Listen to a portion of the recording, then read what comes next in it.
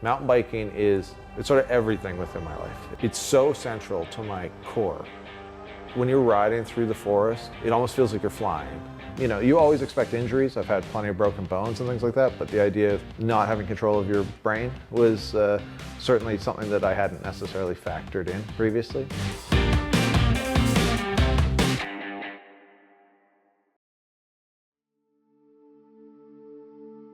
It was September 15th of 2021. Myself and my partner, Courtney, we were on a vacation and I decided to go mountain biking one day. I dropped her off at a spa that morning, a nice relaxing day for her. And the day before, the weather had been really bad and he rode, and I worried about him because the weather was bad. And the weather was perfect that day. I think you just don't think something like that's gonna happen. I was found in the woods, likely unconscious. I don't remember who found me. I have a 10-day gap in memory where I don't remember anything. I just had like a feeling to just go check my phone. And when I checked my phone, I saw the multiple messages from him, and it just felt so not like him. They were sort of like, "Hi babe, I was in a bit of an accident and they're taking me to the hospital, but it's all good." And then the next one would be like, "On my way to the hospital, apparently I had a bit of an accident, but I think I'm all right." I just knew looking at that like something wasn't right. What we understand is that I likely hit a tree. Based on the injuries, we've sort of pieced this together. I likely hit a tree with my left hand. It spun me around and I hit the back right corner of my head. It split the helmet in half at the back. I think if you just had a quick conversation with him, you wouldn't tell, but as being around him, 24/7, I could tell that he wasn't quite 100%. At first we thought it was a normal concussion, but I progressively went downhill. The major issue was dizziness. I became dizzy within the first couple days of the accident, and I remained dizzy 24 hours a day for 8 months. Hey, how are you? Good, how are you? It's great to see you again. Nice to see you too. It's been a long time. Yeah, you're looking well. Thanks. Yeah. This is Fraser Health Concussion Services, and we offer education and information to clients who are recovering from concussion, and we provide some information about what concussion recovery looks like and things they can do to help improve their recovery and connect them up with further supports or services as they need it. Occupational therapists, our focus primarily here is on getting back to regular daily activities, and we support people to understand what concussion recovery should look like, as well as what they can do to help themselves feel better more quickly. Angela was phenomenal. When I reached out to the clinic, she was essentially assigned to me as an occupational therapist. And what I found was there was somebody with some empathy towards what was going on, which was really hard to find. A lot of people were like, "You hit your head, you didn't break your back, or you didn't lose a leg, So they're like, "Oh, you'll get better." She was able to kind of help me figure out what it was that I should be trying to do.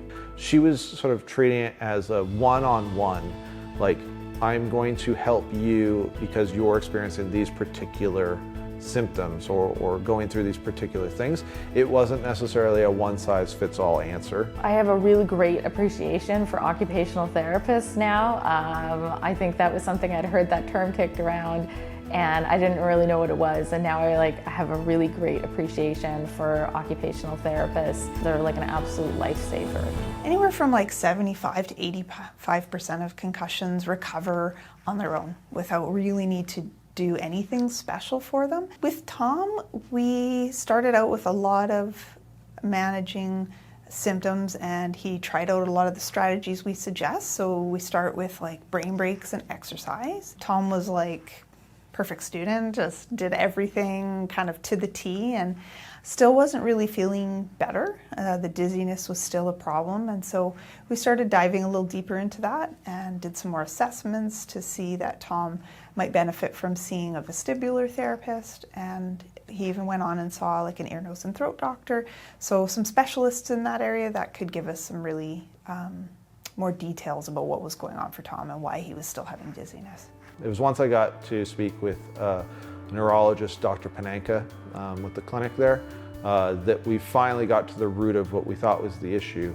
And through some medication, I was able to kind of get a hold of that dizziness and sort of bring it back to zero, which admittedly was probably the best moment of my life. I think it was within a couple of days of him being on the medication, he said to me that he didn't feel dizzy. And it was sort of like the first time in a long time where he said, like, okay, I can feel it, something is happening. And that just gave me like an immense amount of hope that maybe we were finally heading in the right direction towards like his recovery. My life looks like what I think it looked like prior to the accident. I'm back working full time. I produce some of the best work of my career. I'm back riding 3-4 days a week. I'm still pushing myself. I'm not trying to be somebody who's scared of the consequences, but I am aware of the consequences.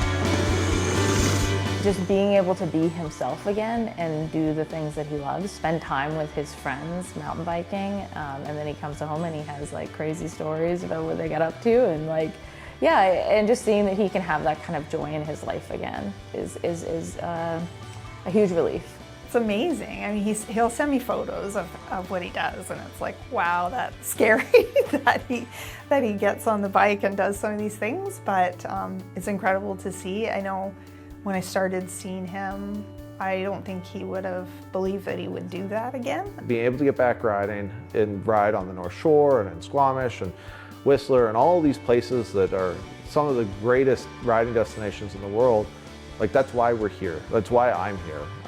It's the main driving factor of living in this part of the world. The key for me was the realization that brain injury recovery is not linear. Don't think of it like a different injury that you may have suffered before. It is going to be variable day to day, and trying to maintain hope through that, I think, is critical. I don't know if there's words to describe how much I felt they helped me. You know, I'd be sort of stuck with thank you. That's kind of what we've got in the English language. But really, ultimately, like, without them, I would not be where I am right now.